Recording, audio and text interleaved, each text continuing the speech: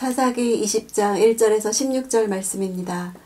1절 그리고 단에서부터 브엘세바까지 그리고 길르앗 땅에서 모든 이스라엘 자손이 나와서 동시에 미스바의 여호와 앞에 모였습니다. 단에서부터 브엘세바까지란 가나안 본토에 거주하는 온 이스라엘을 의미하는 표현입니다. 길르앗 땅은 요단 동편을 의미합니다. 결국 요단강 서편과 동편에 거주하는 이스라엘 전체를 의미합니다. 모였다는 동사는 모든 모임을 말하는 일반적인 동사가 아니라 하나님의 백성이 신앙 공동체로서 존립을 위해 모일 때 쓰이는 동사입니다. 동시에라는 것은 원어로는 한 사람처럼입니다. 이 단어는 앞으로도 계속 나와서 연속 3번이나 나옵니다. 레위인은 스스로 사사인 듯이 온 이스라엘을 소집했고 온 이스라엘은 도덕적으로 타락한 레위인에게 불려 나와서 모인 것이었습니다. 3절 베냐민 지파는 이스라엘 자손이 미스바로 올라갔다는 것을 들었습니다. 이스라엘 자손들이 말했습니다. 어떻게 이렇게 악한 일이 일어났는지 말해보아라. 베냐민 지파를 배제하고 모인 것은 베냐민 지파의 강력한 반발을 가져왔습니다. 그들이 진정 한 몸과 같은 공동체 의식이 있었더라면 형제 지파의 죄를 정죄하기에 앞서서 먼저 하나님께 묻는 것이 선행되었어야 했습니다. 그러나 그들은 레위 사람의 말을 듣기도 전에 이미 칼을 빼들고 전쟁을 결정했습니다. 베냐민 지파 또한 들었다는 것만 언급하므로 그들은 오지 않았고 다른 지파들과 전쟁을 하기로 결정했음을 암시하고 있습니다. 결국 기브아에서 일어난 성폭행 사건의 심층에 깔린 이유는 하나의 이스라엘에 대한 도전입니다.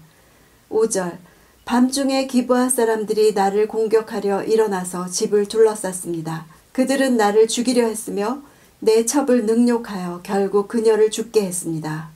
레위 사람은 내용을 크게 손질해서 말했습니다. 자신의 안전을 위해 스스로 첩을 넘겨주었던 당시 상황을 왜곡하고 자기에게 유리한 대로만 증언했습니다. 아무도 그의 부도덕함과 무정함을 알아채지 못했죠. 우리 또한 우리 자신에 대해서 사실보다 좋게 말하고 온전한 진리를 말하지 않습니다.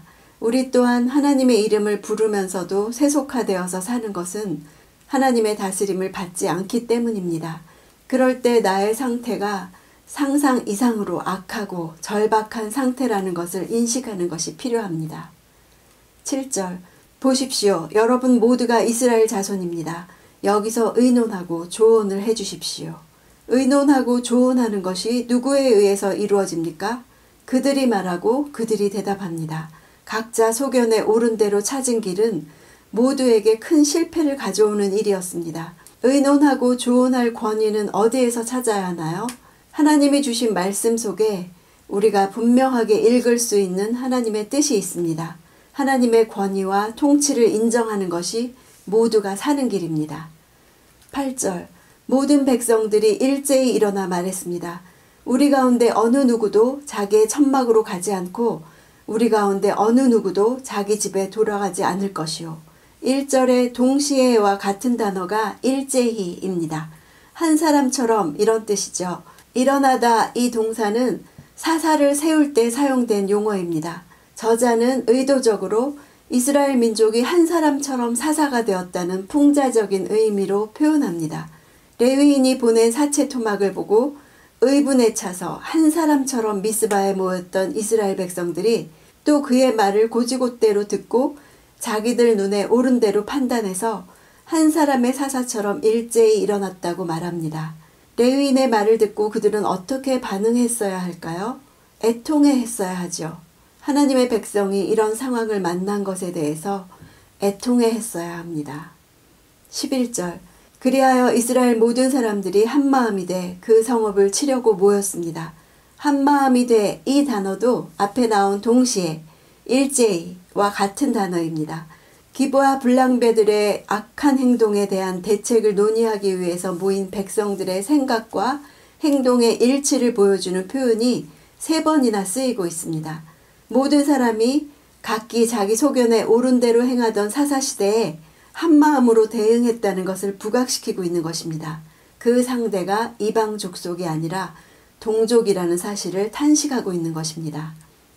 13절 이제 기브아의 불량배들을 우리에게 넘기시오. 우리가 그들을 죽여 이스라엘에서 악을 없애도록 하겠소. 그러나 베냐민 사람들은 그들의 형제들인 이스라엘 자손들의 말에 귀 기울이지 않았습니다. 악을 없애다는 동사는 소멸하다, 태우다 라는 뜻입니다. 직역하면 우리가 악을 태우게 하라 입니다.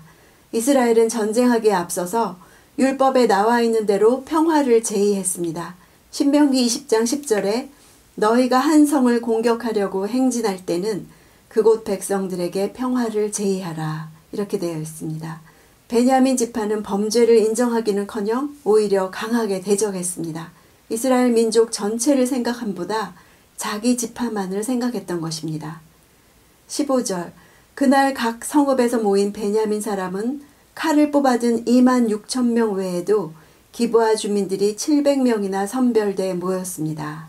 모압 평지에서 가나안에 입성하기 직전에 베냐민 지파 남자들은 4만 5,600명이었습니다. 이 중에서 2만 6,700명이 나왔고 후에 이로 인해서 베냐민 지파가 전멸되었다고 한 것을 보면 2만 6,700명은 남자들은 거의 다 나온 것이라고 할 수 있습니다. 16절 이 사람들 가운데 선별된 700명은 왼손잡이였는데 이들이 무림매로 돌을 던지면 머리카락도 실수하지 않고 맞힐 수 있었습니다. 이들은 장애를 가졌다기보다는 오른손보다 왼손을 훨씬 더 잘 쓰는 왼손잡이로 여겨집니다.